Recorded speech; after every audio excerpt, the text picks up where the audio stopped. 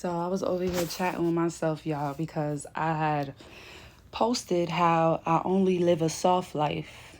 I haven't had a hard knock life in years, and I ain't returning no time soon. And honestly, I was over here just talking to myself, and I'm like, a hard knock life for me was when I was around fake supporters, when I was smothered, when I couldn't have my own identity, when I wasn't myself, right? When I had someone or people trying to control my life or tell me what I should do, shouldn't do. Um, when people would be around me but really in secret competition with me, or around me but not really believe in me, you know, that happened a lot. That happened a lot growing up because I was always talking about what I wanted to do. You feel me? Like I knew I wanted to be a model at, I think it was 19, at 19 years old, which is kind of late to say that I want to be a model, but that's because I grew up in my religion, in my church. For those who's been keeping up with me, right, on here. So I think I got into modeling at 19 only because I went to college in the summer because I joined the EOF program, got accepted into that, and they make their students be coming in the summer so we could get to know the campus and everything like that. We take a course during the summer that goes towards the actual semester, whatever like that. So I came into college in the summer. I believe it was right after I graduated in June. My birthday's in July, so I turned 18 when I was in college, a month later. So I believe I was probably 19 because I left school. I was only in school for almost 2 years. That's it. So I guess I was about 19 years old.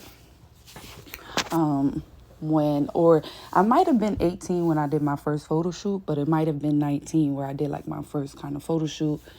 And I saw myself from the outside and I was like, oh shit, I can actually be a model. I didn't have all the crazy clothes. I wasn't hiding myself. I was just being a normal girl or woman, dressing like a normal woman.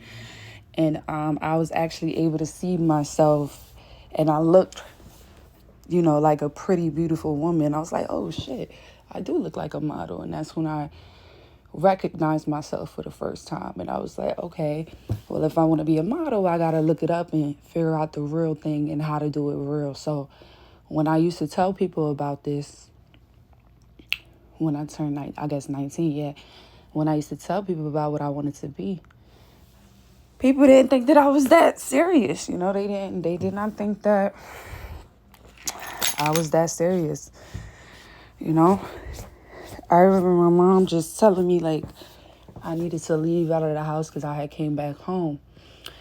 So the way I was able to leave college, y'all, is because I had left off of a medical leave because I needed to get my tonsils removed. So I had like a situation where my tonsils had got infected in college. I think it was in college. Yeah, it was around like college. I was working at Six Flags at the time. I used to work really long hours at Six Flags, yo. But yeah, I was working at Six Flags and I remember feeling really, really sick and I went to the hospital and my tonsils was swollen and I needed to get my tonsils removed. So I used that as a way to take time off from college and I started doing research on modeling. You dig? So that was like 2016. Because I started reaching out to agencies immediately, but obviously I was sucking. I wasn't sending the right pictures, and if I was having communication with them, but I wasn't saying the right things. Like, modeling is definitely like a lot of jobs where you need to grow and you need to learn things because it was really no blueprint. Modeling is one of those jobs where we really don't have a blueprint, and it's just you just going in there. It's kind of like being a singer or a rapper, but still not really because when you're an artist, you have your management that's kind of really, really on your heels. As opposed to a model, they're on your heels just about you going to the bookings to make money, but not about like your career, if y'all get what I'm saying. Like, it's not, they're not there really like developing your whole career how artists' management is. Model agencies, they're just all about bookings, bookings, bookings.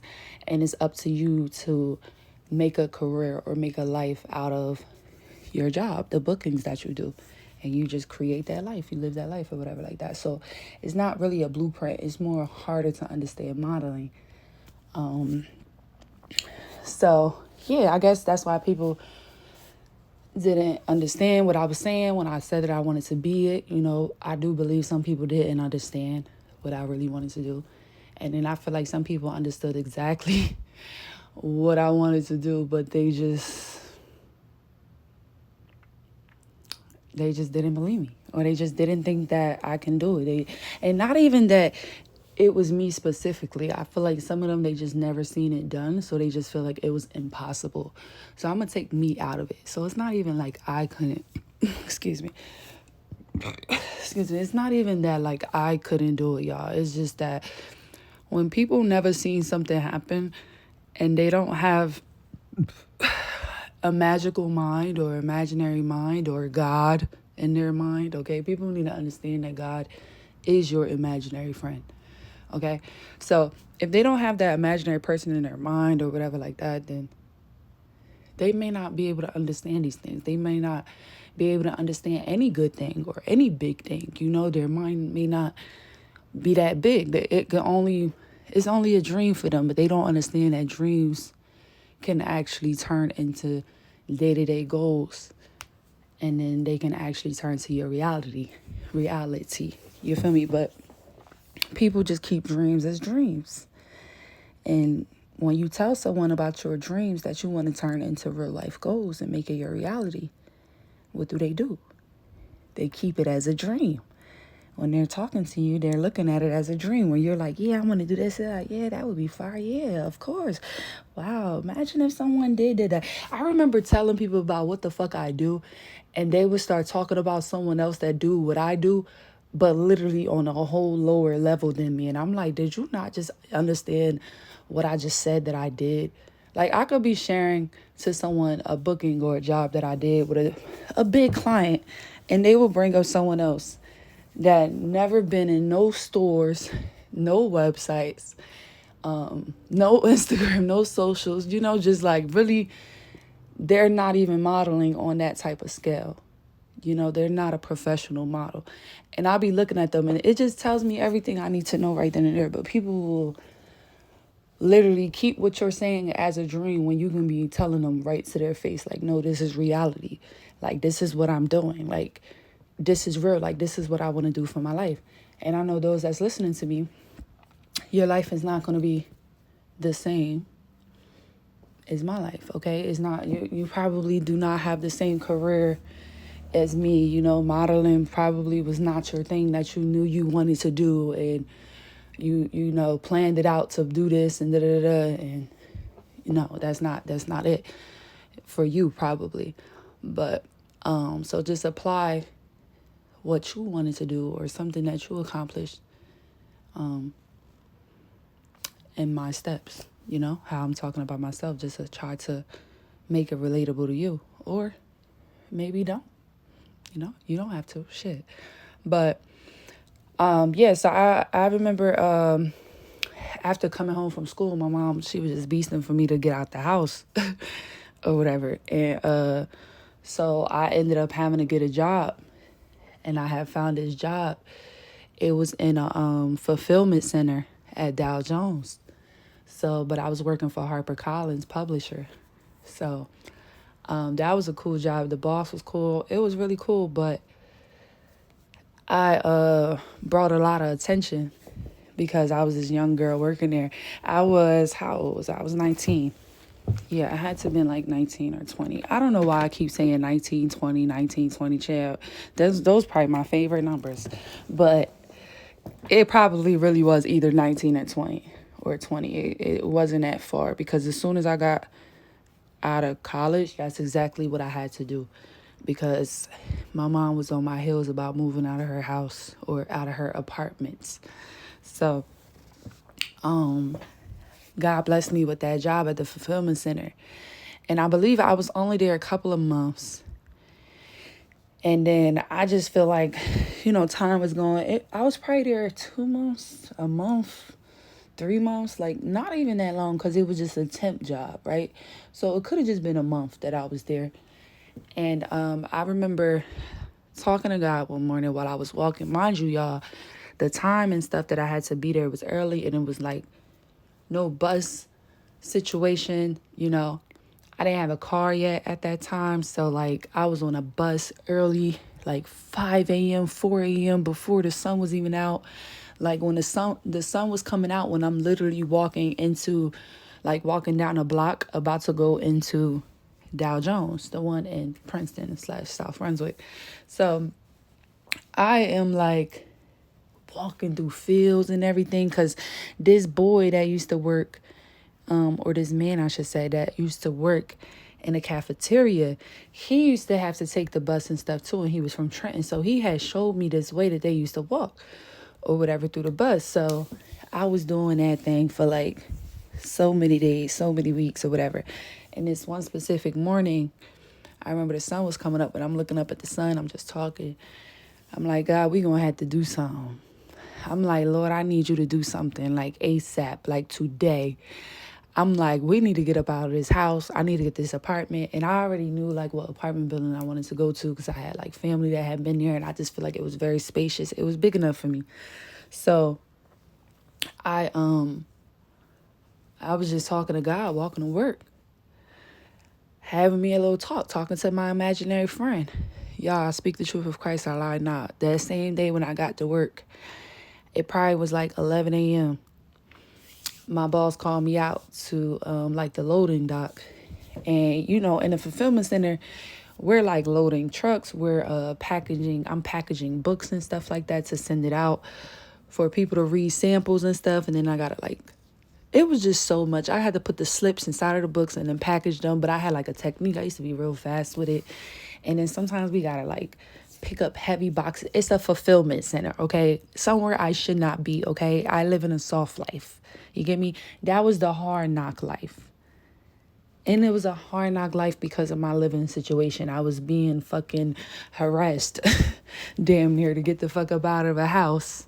You feel me? So I talked to God, got to work, 11 a.m. My boss took me out and it was somebody else who was there that wanted to talk. And he was like, yo, I see you working here, whatever. I wanted to know if you would like to come work with us in the mail room. So now they wanted me to go work in the mail room for Dow Jones. He was like, you could work here.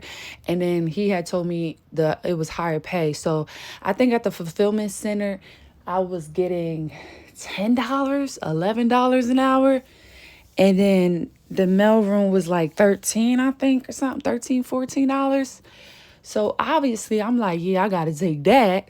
And I had just had that talk with God. Like, I'm not stupid. It's nothing about me is stupid. I don't care how young I am, how young I might look. Okay, how young you might think I'm acting, baby. I'm not freaking stupid. Okay. So when the dude came, I'm like, oh, okay. I was like, yeah, we don't really need to, it ain't nothing really to talk, because we had a whole little discussion. He was like, well, you can think about it, let me know. I'm like, no, we don't really need to do all of that. We done sat here and talked for about an hour. You done told me everything I needed to know, all the questions I would have had, like, what's up? Let's do it. And it was so funny because my boss was like, he was like, dang, you don't even want to think about it. You just ready to leave me and stuff, because he know I was very hardworking and I was getting it done. But why would I not want to upgrade into the building? And maybe I'll be able to do less work and not like lifting boxes. And, I don't need to work in that environment. It's like God never really wanted me to be in those type of environments. No cap. Every time I tried to apply for those type of jobs, I did work in a warehouse though for ETS. I worked overnight, but that's because I started off ETS as grading the test, and then I just switched around to different buildings. But God never really wanted me to live a hard knock life. And I want you to know that some of you, God probably do not want you to live a hard knock life, but you're making it hard. You know, sometimes we put ourselves in those situations because we want money, or we want this, or we got shitty people around us, and we got to go extra hard because we don't have no help, no support, no nothing. You know, so you got to really get it out the mud. And sometimes you got to do what you got to do and work at places that you may not really want to work at. But as long as you have a mission and you know what you're doing it for, you should be straight. You get me? Because I used to work Six Flags all day from when they opened. I used to work from, I think it was 9:30 a.m. to 10 o'clock p.m., y'all. Every day, damn near. And I used to work overnight at ATS from 1 a.m. to 8 a.m. And then I used to go straight to Six Flags, hustling. And I was about 21, 22. Not even. Nah, I wasn't even 21 and 22. I was like, yeah, y'all gonna get tired of me saying this number, but I was probably like 19, 20.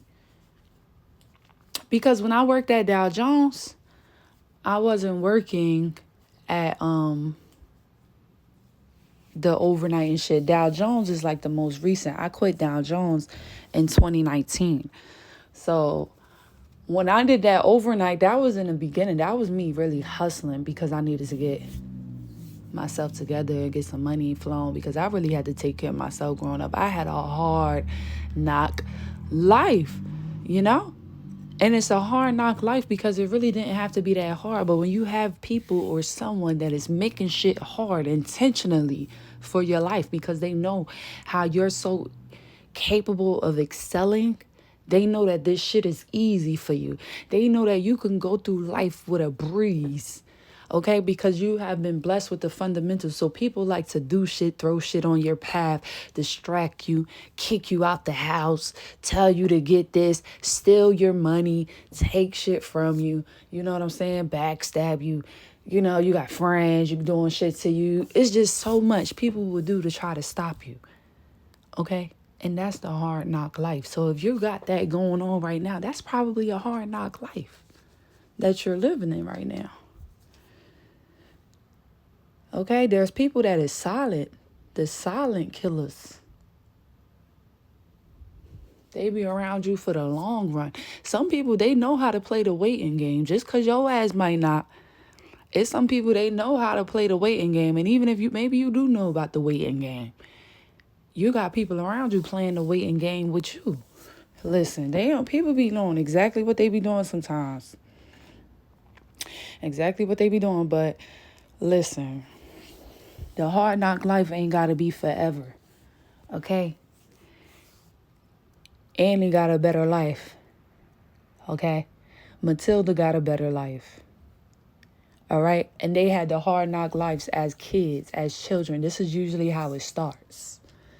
So life ain't start getting hard for me because I came home from college. No, baby, it was been hard before I even went to college. So I should have known it wasn't going to be easy breezy, beautiful cover girl when I came to fuck home. But bitch, you know, I still wanted to try because I had a great plan. Well, actually, it wasn't even that. It was because I literally had my tonsils removed and I was prescribed fucking Perk 5s and fucking codeine. So, bitch, I was sore, you know? So it wasn't even about modeling. It was really just about me getting together, okay? That's the first thing, just healing. I think people forgot that part. I was trying to heal. You know, I couldn't speak. I couldn't talk. Tonsils is crazy. But I got through it. I remember that experience. That was a crazy experience. Oh, Lord. Anything with the mouth is scary. But that's done. That's situated. We taking care of our body extra hard since that. I don't like no infections. But, yeah, so that was that. I feel like what I was saying way earlier is like people didn't really expect. Like when so after I got the job, boom, The mailroom people came and told me about the job.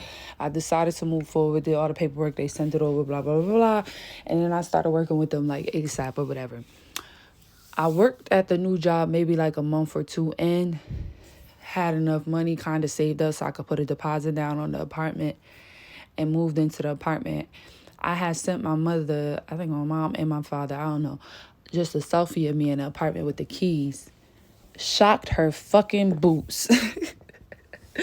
I think that was the moment when my mother knew that I was unstoppable, or that if you ain't gonna help me, you ain't about to block me. You get me? And I hope somebody catch that. Like, just because someone is not gonna help you, don't feel like you're stuck. Because that's what they want. They want you to feel like you need my help and my support to do whatever it is that you're trying to do. So when you show someone like, listen, I don't need you, babe. You're a human. You can't do let's be real. And you ain't the nice human. You ain't the right type of human I'm looking for. You know, because the nice humans ain't really even humans for real. Let's be real, because we all know humans is humans. Okay? So let's be real. You dig? Only God got that type of control and power over me, baby. That's not a human. You get what I'm saying? So when people see or notice when you take your power and you go elsewhere, or you remove them out of the equation, so now they don't have nothing to say, no part of it. Now you're like away from it how they wanted it.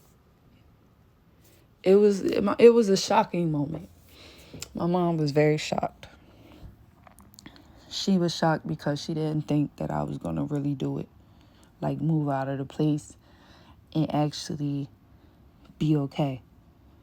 You know? And she didn't know I had a friend in me. She didn't know I had a friend in me, but I know she know now. I know a couple people know. Listen, they got a friend in her, baby. Listen, I got a couple friends in me who be helping me and doing a thing for me, okay? So, yeah, man, the goal is to have a soft life. The goal is to get with the right partner, the one that doesn't stress you out, the one that when you do have an attitude, you don't want to keep it forever because you really love this person. You really care about this person. They still make you happy. Your heart still beats for them.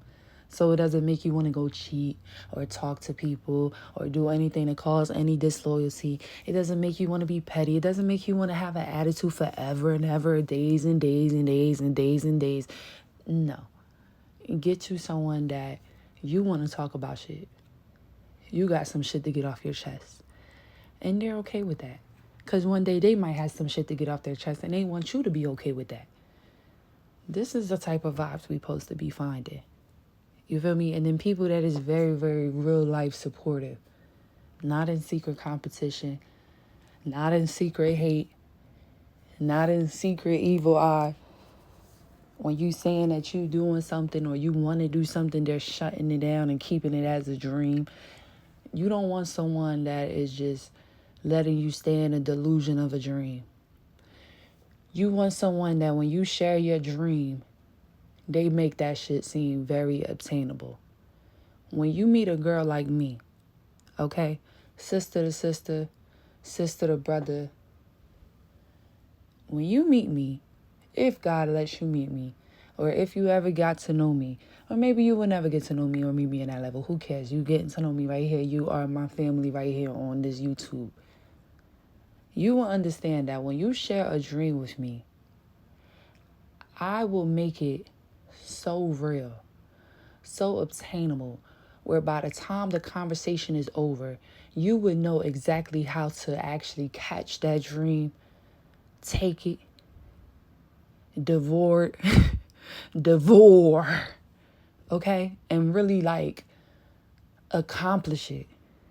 Like step on every neck coming up against you. You will see the whole blueprint by the time you're done having a conversation with me. I will definitely give you the inspiration, the motivation, and the knowledge, the details, as much as I have. If I have any knowledge, wisdom, or details about what it is specifically that you need for your life, I promise you, if we ever was to have a conversation, you will always leave with your soul feeling satisfied. You will never leave with a half cup. Your cup will always be a full cup. It will never be half filled when you leaving from me, because I'm never going to just keep you in La La Land. I'm going to bring La La Land to you. I'm going to let you know that La La Land can be a real thing. Yeah, you say you want to do that. Well, you know that if you do da, you can do that. And then you do this, and then this, and then this. But it's just up to you to listen. Because I've done this to people a couple of times, and then they didn't listen. And then they listen later. But it be like that sometimes. Maybe you're not ready right now. Maybe you got to hear me, and then you go think on it, and then you come back. Some people do that. That's fine. But just know, regardless, the goal and the mission is always to leave someone with a dream that is obtainable. Okay? With more than just a dream. I don't want it to be, it's just a dream. Oh, it's just a dream. It's just a dream. Oh, it's make-believe. It's just a dream. It's just a dream. It's just a dream. But it's not a freaking just a dream. It's not a dream. Like, it's not a dream. Because some of y'all, you ain't even dreaming about this. When you sleeping, you never dreaming about that shit. That's why it's not a dream. It's something you're supposed to be doing. If it's always in your mind, you're like, I want to be a nurse. I want to be a stylist. I want to be a barber. I want to be a masseuse. I really want to be an engineer. Like, I really want to get into gaming and streaming. Like, I want to do it for real. You're not dreaming, babe, because are you dreaming about this? When you go to sleep, are you actually dreaming about that? Probably not.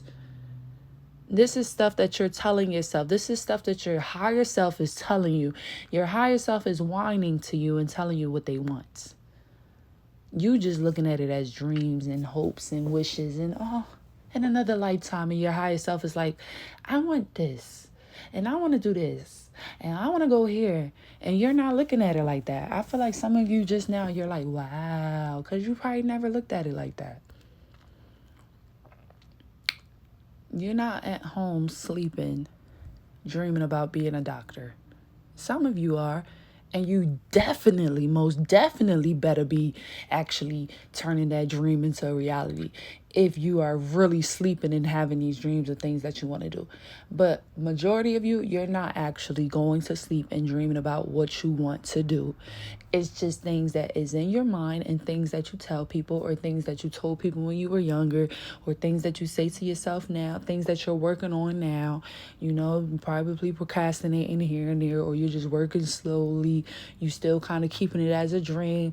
You're not actually believing that if you really put the effort and work towards it, this will really become a real thing. You still kind of look at it as a dream.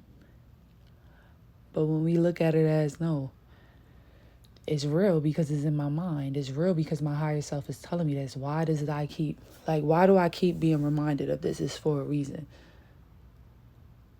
It is. So, it's a hard knock life for us. So many people had a hard knock life. Lord, I rebuke a hard knock life over everyone's life. Okay? I rebuke it. Lord, shatter it. Stop it and delete it. A hard knock life is the worst because it's your close family that gives you the hard knock life. That's what it really is. It's your close family. It's your close friends. It's just that it's people trying to mess you up before you can even get there. Okay, think of Matilda. Very gifted, very talented, very smart, wanting to read. Okay, very wise. And her parents wanting to shut that down before she can even tap into who she truly was. But she still was able to tap in to her power. And she was able to use her power to get what she needed at the end. You did. Annie, she got saved in the end and went to a great home, after the foster situation.